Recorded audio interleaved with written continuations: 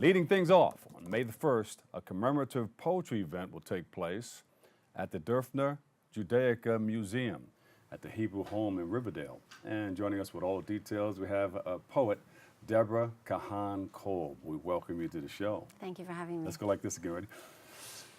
Welcome, first time? Yes, first time. You're very welcome. And thank you for coming by Thank you. and sharing your information. So tell us a little bit about your background. So I'm a poet and a writer, and I grew up in a Hasidic neighborhood in Brooklyn, the grandchild of Holocaust survivors.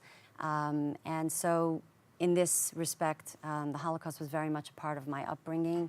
Yeah. We heard stories growing up. We knew all about the camps. My grandparents had numbers tattooed on their arms. Yeah. And so it really became a very real, even though I particularly wasn't there, it became very real to me and to my peers. How did that feel for you, though, knowing that you wondered what those marks were, the tattoos? And yeah, and a couple of my grandparents were more forthcoming than others because it was just too painful to discuss. But we knew that our grandparents were branded. We knew that they were marked for death with that tattoo. And it was just, a horrific thing that they went through, but it overshadowed our childhood, Is it growing more up. meaningful for you today than it was, because you really didn't understand it too much back then, Exactly. but you wondered?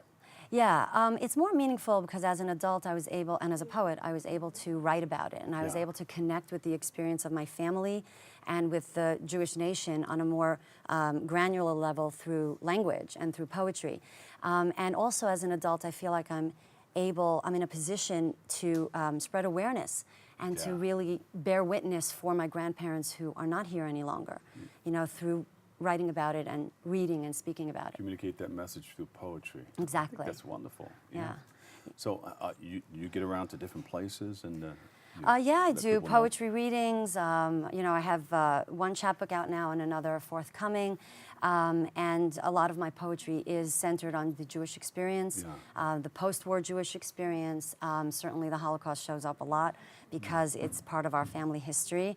And I studied in college, and one of the debates we had was that Theodor Adorno had said that writing poetry after the Holocaust is barbaric. And so there's a great debate, how do we take that? Do we write poetry? How do we talk about trauma? And so my personal thing is we must write poetry because we must find the words to explain the unexplainable. Yeah. When you hear about, we're just coming off the last day of Passover where a synagogue was shot up. And people were there mourning their dead during the service. They were killed. One woman was killed. And so it's really on the heels of all these examples of anti-Semitism that are just nonstop, and it seems to be increasing at an alarming rate, that I feel like writing and speaking about trauma and genocide, and particularly the Holocaust, is so important. Yeah, and it helps you to come to terms with things too.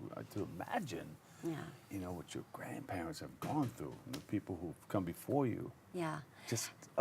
Yeah, thank you. I do appreciate that sentiment, and I feel like I've found a way to, a vehicle through poetry and writing stories to try to come to terms with the trauma, and also to relay a message that the Jewish people will always be here. We will always stand up for ourselves, no matter who comes after us. I'm still very personally torn by what happened this past weekend. It's just, It's a shame. And the event that I organized came on the heels of Charlottesville and the Tree of Life Synagogue in Pittsburgh, and it's all these incidences that white supremacy is rearing its head and targeting minorities and targeting Jewish groups, and where I said we really need to come together as writers. I feel that we have. So you do have some of that in your poetry where, you can bring people together. Yes, absolutely. Particularly, one of my poems that's in this chapbook is called After Auschwitz, and it's a call to poets to write about the people who are no longer here, to give them a voice, to give them a body, because they can't, and it's up to the writers and the poets to write about them, give them a body, and give us an image of who these people were. And so in that poem, it's not only about Jewish people who were murdered in the Holocaust, but it's all the minorities who were targeted by the Nazis. And it's about everyone who no longer has a voice, for poets and writers to come and give them life, so that we remember them. Well, I'm glad we have you here to give us life and insight as to what went on and what you're using to try to remedy that. I mean, we can never remedy what took place, I know. but we can always remember, and we will never forget. Absolutely, and thank you for that, because the Holocaust really is about never forgetting, and it's about how people in this day and age can use different platforms to remember, whether it's poetry readings, whether it's writing, whether it's journalism, whether it's speeches, gatherings, art. You know, this is the way we remember what happened not so long ago. Yeah, so Deborah, you put together a wonderful event. Talk about it. So the event, May 1st, this Wednesday evening, begins at 6:30 p.m. at the Dörfner Judaica Museum, which is situated at the Hebrew Home in Riverdale. And I felt that it was a very fitting setting for what we're doing that night, which is we have 11 international poets, some of them Bronx residents, who are reading contemporary poetry, our own poetry relating to the Holocaust and to the post-war Jewish experience. And also each poet will be reading a Holocaust poet, a poet who is writing in the depths of the fires of hell, because we want to remember them. We want to hear their voices. And this event is taking place at the Dörfner Museum, which actually was founded by Jewish people who were fleeing Nazi persecution. The artifacts that are there are like, there's a burned Torah scroll from Kristallnacht. These are actually artifacts. You're giving me the chills here. that were there. You know, so we would love people to come and view the exhibits and then hear the poems. And then we also have a special screening of a film that was made by director Pearl Gluck, and it's called Write Me, and it's adapted from my poem After Auschwitz. And I can tell you about the film. Yeah, briefly, yes. Yes. So the film follows an older woman who joins other survivors in reclaiming their bodies from their brandings. And so it's not only about the Holocaust brandings, but it's about trafficking victims, human trafficking victims who were branded by, their pimps or, people who enslaved them. And they get a chance in this short film to reclaim themselves and say, I own me.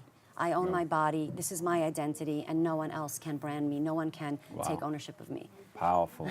Thank you so much. Thanks for coming, Deborah. Thank you. Where can we pick up this book? So the chapbook is available on Amazon or from Finishing Line Press.